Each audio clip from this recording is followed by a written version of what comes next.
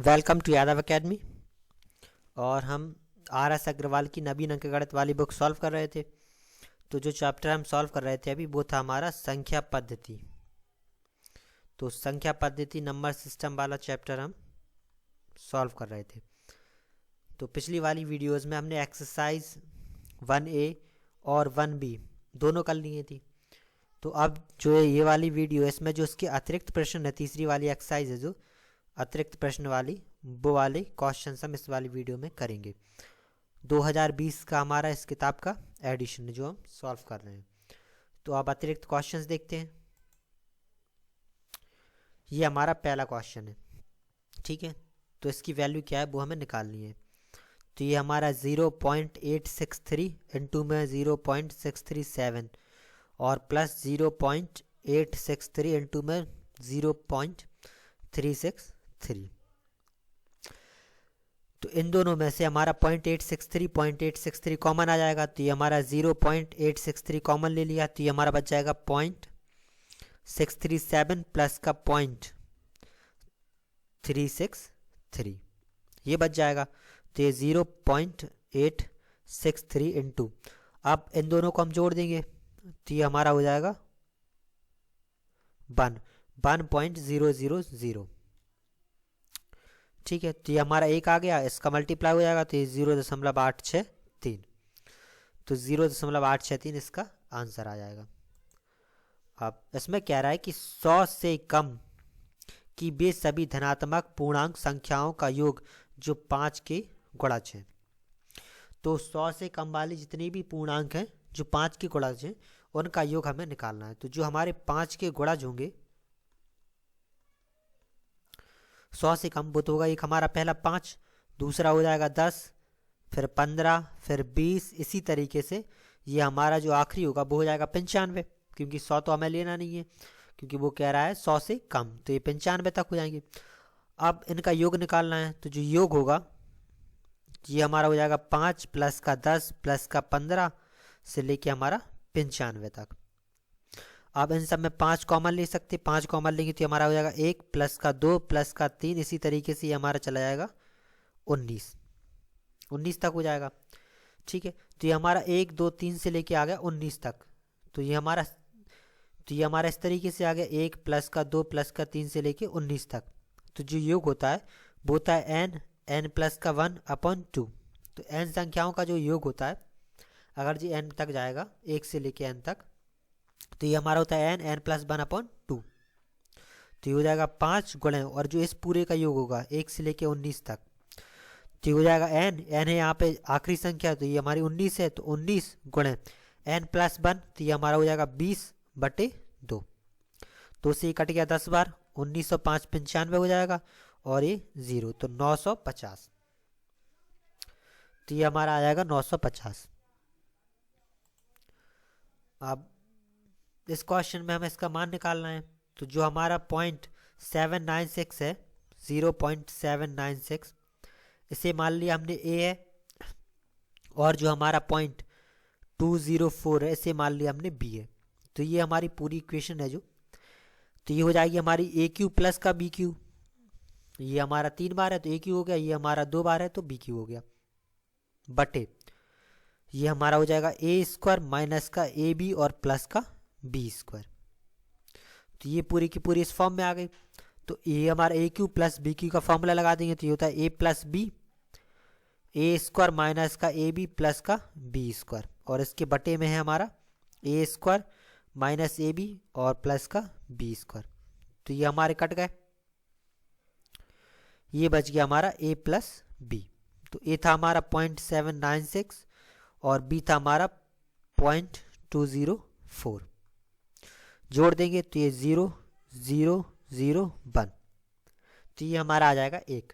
तो जो इस पूरे का मान होगा वो आ जाएगा हमारा 1। अब इसमें कह रहा है किसी परिमेय संख्या का हर उसके अंश से 8 अधिक है। यदि अंश को 17 और हर को 1 बढ़ा दिया जाए तो संख्या का मान 3/2 हो जाता है। तो परिमेय संख्या क्या है?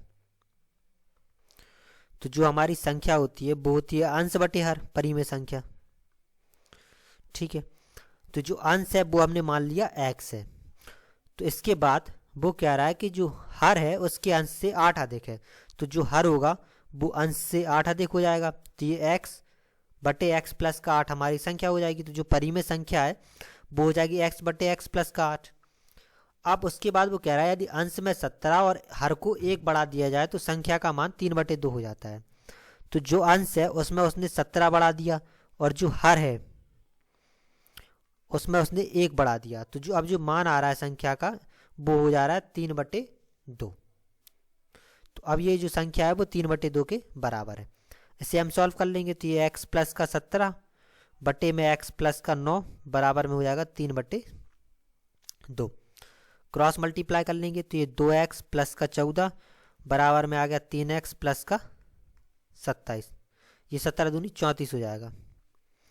ठीक है, अब इस 2x को यहाँ पे ले गए, इस 27 को यहाँ पे ले गए, तो ये 34 माइनस का 27 हो गया। ये हमारा हो गया 3x माइनस का 2x। तो अब इसमें से इसे घटा देंगे तो ये हमारा बचेगा 7 बराबर में x। तो जो x का मान है वो आ गया 7। तो जो परिमेय संख्या का x है ये तो आ गया हमारा 7 और जो हर होगा वो हो जाएगा 7 प्लस का 8। तो ये 7/15। तो जो संख्या होगी वो निकल आएगी परिमेय संख्या हमारी 7/15।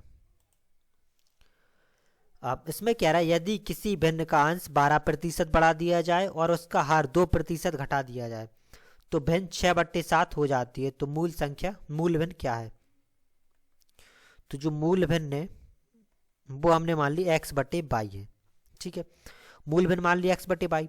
अब वो कह रहा है अंश को 12% बढ़ा दिया, तो जो अंश पहले x था तो अब हो जाएगा ये इसका 112%, और जो हर है उसे 2% घटा दिया। तो जो हर था वो 22 था, 2% घटा दिया तो ये हमारा 98% हो जाएगा। तो ये संख्या बन गई अब हमारी 6/7। तो ये हमारी 6/7 के बराबर हो गई। तो ये x गुणा 112% हटा देंगे तो ये हमारा 100 आ जाएगा। ये है हमारा 22 गुणे 98%, प्रतिशत हटाया तो ये हमारा 100 आ गया, बराबर में हो गया 6/7। यहाँ पे पहुँच जाएगा यहाँ पे, तो ये x गुणा 112 गुणे 100 हो गया। ये हमारा है 100 गुणे 98/22 बराबर में हो गया 6/7। तो ये 100 से ये 100 कट गया, ये हमारा 56 से 2 बार में कट जाएगा और ये हमारा कट जाएगा 49 से। तो 7 से ये कट गया 7 बार में, 7 से ये हमारा कट गया 8 बार में। ठीक है, तो x/22 8 गुणा में था, इसके नीचे आएगा तो भाग में हो जाएगा, ये हो जाएगा 6/8। काट देंगे तो ये हमारा हो जाएगा 3/4। तो जो x/22 है वो हमारा आ गया 3/4। तो मूल भिन्न थी वो x/22 थी, तो ये हमारी आ गई 3/4। तो जो मूल भिन्न होगी वो आ जाएगी 3/4। अब इसमें कह रहा है कि दोनों में 8 के स्थानीय मानों का अंतर पता कीजिए। तो इसमें चाहिए हमें 8 का स्थानीय मान। तो संख्या है हमारे पास 27, 85, 46, 0, 8, 3। तो इसमें 8 हमारे दो जगह हैं, एक 8 ये है, एक 8 ये है। तो जो स्थानीय मानों का अंतर होगा, तो जो इस 8 का स्थानीय मान होगा तो 8 लिख देंगे। अब इसके बाद जो अंक है वो 1, 2, 3, 4, 5, 6 है, तो इसमें 6 0 लग जाएंगे। तो 1, 2, 3, 4, 5, 6। तो जो इस 8 का स्थानीय मान होगा वो आ जाएगा ये, और इसके बाद जो दूसरा वाला 8 है इसका स्थानीय मान हो जाएगा हमारा 8, और इसके बाद एक अंक है तो ये हमारा एक 0 पड़ जाएगा। तो पहले वाले का 8 का स्थानीय मान ये आ गया, दूसरे वाले का ये आ गया। अब इन दोनों का अंतर निकालना है तो घटा देंगे, तो ये 20, इसके बाद ये हमारा 9, 9, 9, 9, ये हमारा बचेगा 7। तो ये आ जाएगा इसका स्थानीय मानों का अंतर। अब इसमें कह रहा है कि दो क्रमबद्ध सम संख्याओं का उत्पाद 288 है, तो ऐसे में उन संख्याओं का पता कीजिए। तो यहाँ पे उत्पाद का मतलब है गुणनफल। तो जो संख्याएं हैं वो अगर एक संख्या हमने x मान ली तो दूसरी x+2 होगी, क्योंकि क्रमबद्ध संख्याएं, और जो सम संख्याएं होती हैं उनमें हमेशा 2 का अंतर होता है। जैसे पहली जो सम संख्या है वो 2 है तो दूसरी हमारी 4 होगी, तीसरी 6 होगी। इसी तरीके से कोई अगर हमने 10 मान ली तो अगली वाली 12 होगी। इसमें हमेशा 2 का योग होता है, 2 का अंतर होता है। तो अगर एक हम x मानेंगे तो दूसरी हमारी x+2 हो जाएगी क्रमबद्ध के लिए। अब वो कह रहा है इन दोनों का मल्टीप्लाई है वो 288 है, तो x गुणे x+2 ये हमारा दिया है 288। तो इसे सॉल्व कर लेंगे तो ये हो जाएगा x² प्लस का 2x बराबर में 288। तो इस 288 को यहाँ पे ले आए तो x² प्लस का 2x माइनस का 288 बराबर में आ जाएगा 0। अब इसके फैक्टर निकाल लेंगे तो जो फैक्टर आएंगे वो हो जाएंगे x² प्लस का 18x माइनस का 16x माइनस का 288 बराबर में 0। x कॉमन ले लेंगे तो ये x प्लस का 18 बचेगा, माइनस 16 कॉमन ले लेंगे तो ये बचेगा x प्लस का 18 बराबर में 0। तो x प्लस 18 और x माइनस 16 बराबर में 0 ये आ गए। तो एक बार x प्लस 18 बराबर में 0 रख लेंगे, दूसरी बार में x माइनस का 16 बराबर में 0। तो जो x का मान है वो एक आ जाएगा -18, दूसरा आ जाएगा हमारा 16। तो जो संख्या है वो हमारी माइनस में तो होगी नहीं, तो ये जो x का मान है वो हमारा निकल आएगा 16। तो जो संख्या है एक संख्या आ गई 16, तो दूसरी हो जाएगी x+2 यानी कि 18। तो बे संख्याएं हो जाएंगी हमारी 16 और 18। अब इसमें कह रहा है कि x² प्लस 4b² प्लस का 4b माइनस का 4ab माइनस का 2a माइनस के 8 के गुणनखंड होंगे। तो इनमें ऐसे कौन से गुणनखंड होंगे वो निकालना है। तो इसके लिए सबसे सिंपल मेथड है वो यही है कि इन दोनों का मल्टीप्लाई कर लूँ। अगर इनका मल्टीप्लाई कर लेंगे तो आ जाएगा। तो पहले वाले ही कर लेके सॉल्व करते हैं। तो ये हमारा होगा a माइनस का 2b माइनस का 4 और फिर है a माइनस 2b और प्लस का 2 मल्टीप्लाई कर लेंगे। तो पहले तो a का मल्टीप्लाई होगा इस पूरे में, मल्टीप्लाई करेंगे तो ये हमारा हो जाएगा a माइनस का 2b प्लस का 2 a का पूरे में मल्टीप्लाई होगा, फिर 2b का पूरे में मल्टीप्लाई होगा और इसके बाद माइनस के 4 का पूरे में मल्टीप्लाई होगा। तो ये हमारा हो गया a² माइनस का 2ab और प्लस का 2a। ये हो गया हमारा माइनस का 2ab प्लस का 4b² और माइनस का 4b। ये हमारा हो जाएगा 4a प्लस का 8b और माइनस का 8। ये आ गया। तो ये हमारा a² था, a² हो गया। ये हमारा 4b² है तो प्लस का 4b² हो गया। अब इसके बाद ये माइनस का 2ab है और ये माइनस का 2ab है, तो ये हमारा माइनस का 4ab हो जाएगा। अब ये हमारा प्लस का 2a है, ये हमारा माइनस का 4 है, तो ये हमारा माइनस का 2a बचेगा। इसके बाद ये माइनस का 4b है और ये 8b है, तो ये प्लस का 4b बचेगा और माइनस का 8। तो ये दोनों हमारे बराबर आ गए। ये हमारा यहाँ पे a² प्लस का 4b प्लस का 4b, तो ये हमारा a² 4b² और प्लस का 4b हो गया। उसके बाद है माइनस का 4ab 2a और माइनस का 8, तो 4ab 2a और 8, तो ये हमारा इसी संख्या के बराबर हो गया। तो जो इसका गुणनखंड होगा वो यही हो जाएगा। अब इसमें कह रहा है कि 6 की पावर 256 माइनस की 4 की पावर 256 का यूनिट इकाई अंक क्या है।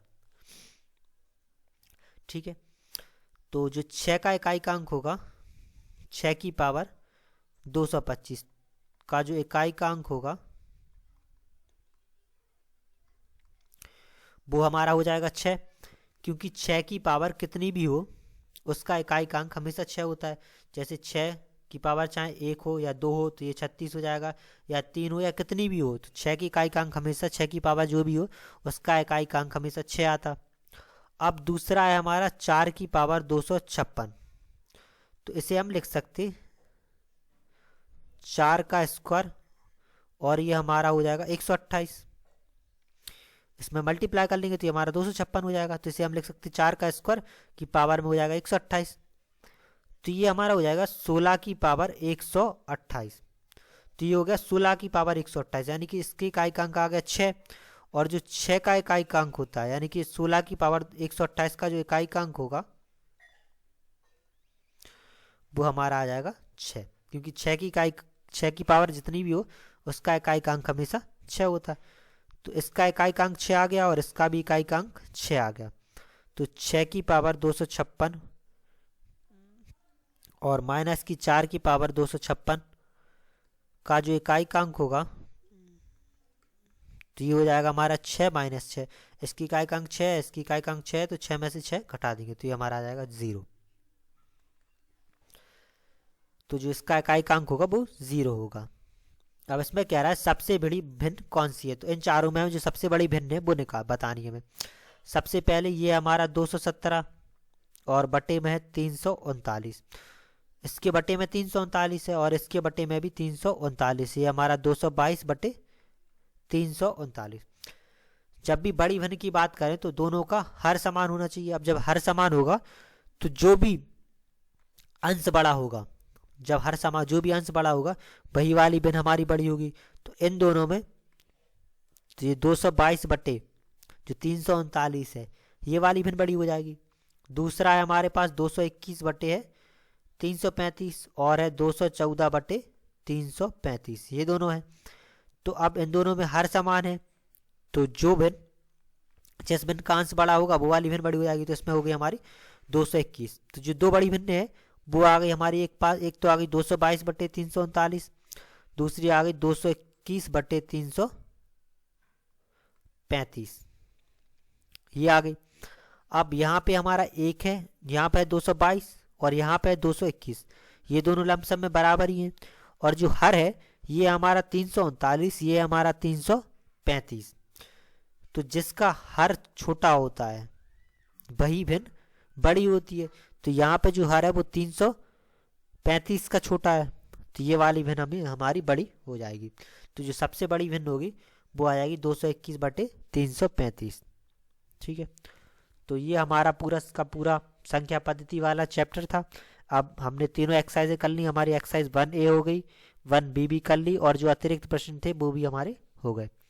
तो जो RS अग्रवाल की जो नवीन अंकगणित है तो उसका ये हमारा संख्या पद्धति वाला चैप्टर पूरा हो गया। तो अब जो अगला चैप्टर है वो हम अगली वाली वीडियो से करेंगे। Thank you.